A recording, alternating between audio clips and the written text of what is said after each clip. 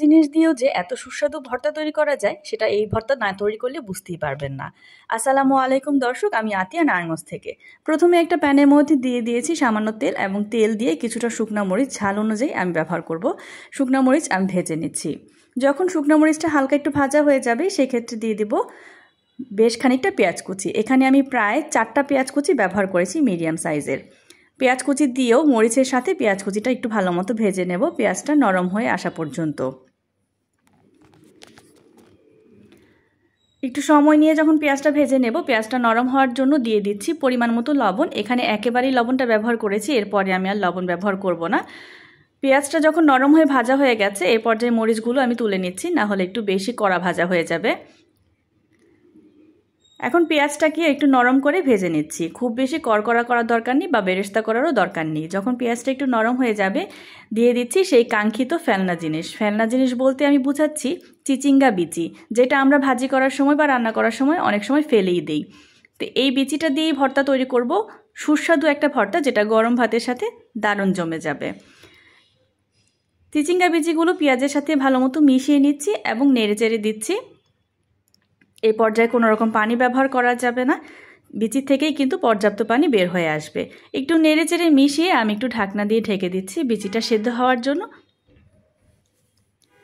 এবার ঢাকনা তুলে নিচ্ছি।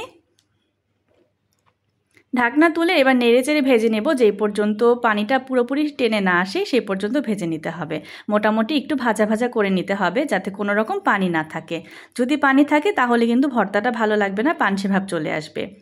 এবার চলে যাচ্ছি আমি বেটে নেওয়ার জন্য। প্রত্যেকটা ভর্তায় কিন্তু বেটে নিলে কিন্তু দারুণ সুস্বাদু হয়। ব্লেন্ডার করা ভর্তার থেকে আমি প্রিফার করি বেটে নেওয়া ভর্তাটাই। তো প্রথমে আমি শুকনো মরিচগুলো এভাবেই বেটে নিচ্ছি। একটু লবণ দিলে হয়তো ভালো হতো, বাটাটা সুবিধা হতো, কিন্তু যেহেতু আমি আগেই লবণ ব্যবহার করেছি সেক্ষেত্রে এখানে আর কোনো লবণ ব্যবহার করছি না। সেই ভেজে নেওয়া চিচিঙ্গা বিচি এবং পেঁয়াজটাও আমি দিয়ে দিচ্ছি। আপনারা চাইলে এখানে রসুন কুচিও ব্যবহার করতে পারেন, সেক্ষেত্রে পেঁয়াজের সাথে রসুনটাও ভেজে নিতে পারেন। আমি এবার রসুন দিচ্ছি না, রসুন ছাড়াই ভর্তাটা কিন্তু আমার কাছে ভালো লেগেছে। এবার একটু সময় নিয়ে হাতে মনের মাধুরী মিশিয়ে পিষে নিতে হবে ভর্তাগুলো।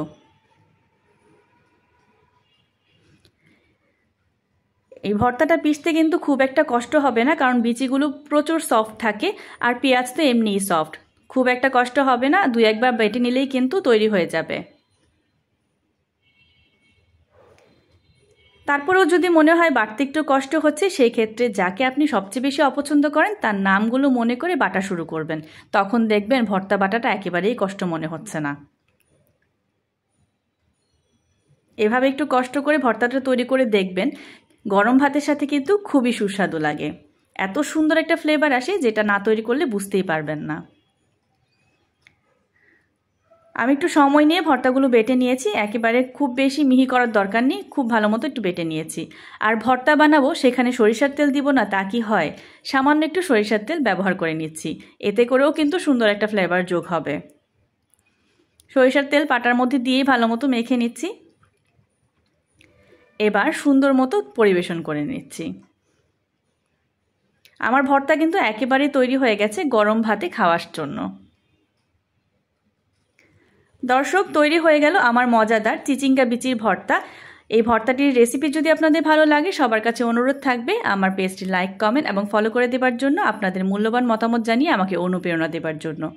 সবাই ভালো থাকবেন, সুস্থ থাকবেন। আজকে এই পর্যন্তই। আল্লাহ হাফেজ।